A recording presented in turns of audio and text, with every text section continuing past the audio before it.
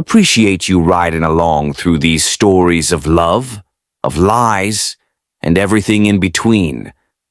If you've been here before, thank you. If you're new, glad you're here. Before we dive into today's raw truth, do me a favor. Hit the like button, share this video, and drop a comment below. That's how we stay alive in the algorithm, and how these real Southern stories reach folks who need to hear them. So, grab a sweet tea, get comfortable. Because in Camber Ridge, nothing stays quiet for long. I took the sloppy seconds, a raw story of betrayal in Camber Ridge, Alabama. Camber Ridge, Alabama, population 6,943. One of those small southern towns where everybody knows your mama, your daddy, your business, and what you had for breakfast if you ate at Miller's Cafe.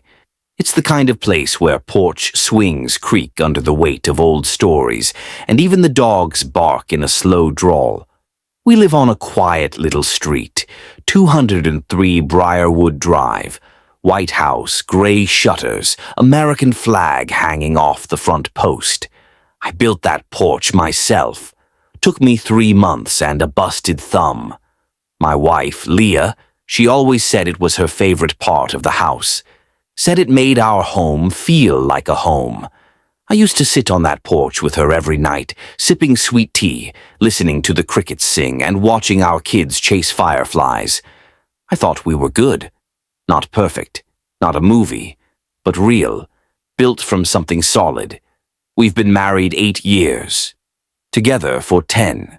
Met at Wallace State. She was in nursing school, I was learning HVAC and working night shifts to pay my tuition. We struggled together, slept on floors, ate ramen, shared one car for 3 years. She used to write me notes on napkins saying she was proud of me. I still got 'em in a shoebox in the attic. Or I did. Hell, I don't even know anymore. Monday morning, June 17th, it started like any other. I got up before dawn, left the house by 6:30, gave her a kiss on the cheek. She was still half asleep, said she was taking the day off. Girls' Day, she mumbled, said she and her friend Tasha were going shopping in Jasper. I said cool, didn't think twice. She earned that break. She's a nurse at the county hospital and works hard. I figured she needed the rest. I had a job scheduled in Clanton, installing a full system in a 3-bedroom. But by 10:45, the customer canceled. Husband came home sick, said they'd have to reschedule. So I headed back. Took the long way through County Road 14, windows down, sun beating through the glass, some country station playing Luke Combs like always. I pulled into our street at 11:24, saw her car in the driveway. No big deal, maybe she and Tasha changed plans. But then I noticed something. Her heels, the black strappy ones she only wears when she wants to feel sexy, were on the front mat. Not tossed like usual, lined up, neat, like someone was showing off. My stomach did a slow roll, the kind you feel before a storm hits. I cut the engine, sat there, thought maybe I was being crazy. Paranoid, jealous for no reason. But something felt off. I got out, walked slow up the drive. The screen door creaked when I opened it. Our living room was quiet, too quiet. She always leaves the TV on, always. I set my keys down, walked past the hallway and stopped. Voices, hers and a man's, low, laughing, playful. Not Tasha, not her brother. Not anyone I recognized. Bedroom door was halfway closed. Her voice floated out. I don't even remember what she said. But the way she said it, soft, breathless, giggly, like she used to talk to me back in 2015. Then I heard the bed creak. That damn bed I bought from Bassett Furniture 2 years ago. The one we picked out together. I didn't go in. I didn't knock. I didn't scream. I backed away. Walked out the front door, got back in my truck, and drove. Ended up at Falls Creek Park, 2 towns over. Parked under the old oak tree near the trailhead.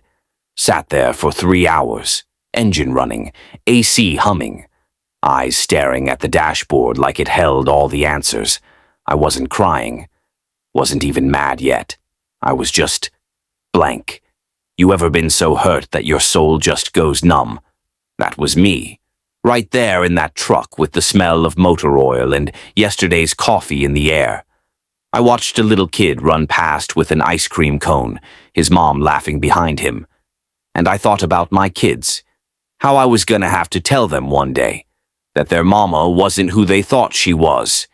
Around 3:30, I drove back, calm, still not angry, just waiting, like a ghost walking into his own funeral.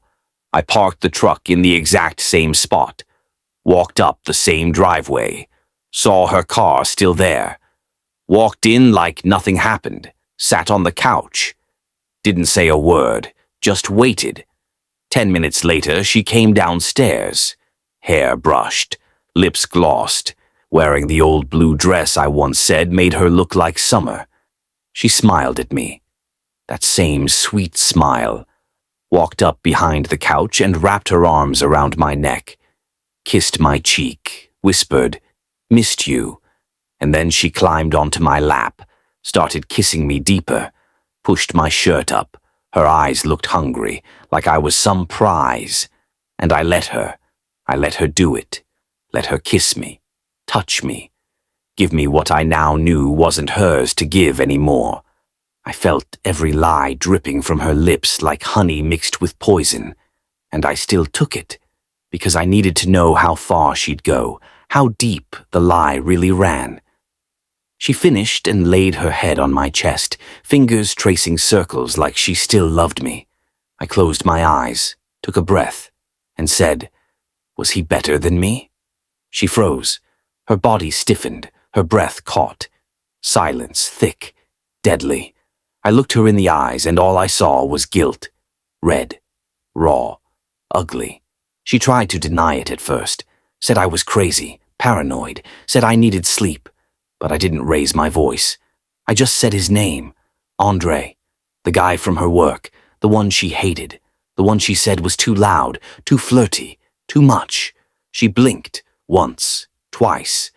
Then the tears came, crocodile tears, begging, saying it meant nothing, that it was a mistake, that it only happened a few times. I told her I'd been home, that I heard her, that I saw the shoes, that I waited while she gave away what belonged to me, and then came back to finish the leftovers. She sobbed, said she was sorry, said she was confused, said she felt unseen. I didn't yell, didn't hit, didn't even stand up. I just looked at her and said, "Get out." She packed a bag. I sat on the porch. That same porch I built with my hands, watched her walk down the steps like a stranger. The sun was setting. Camber Ridge looked the same. Kids still playing, dogs still barking, but everything was different. I was different. The man who let it happen, who took the sloppy seconds, who swallowed the pain so deep it burned holes in his gut. And now I sit here, alone, in this house I paid for, in this life I built, wondering what the hell comes next, wondering how many people smile like nothing's wrong while living through a war no one sees. But I'll get up tomorrow, go to work, take care of my kids, pretend I'm okay, because in this town men don't cry, they rebuild. But damn if that doesn't feel like the biggest lie of all.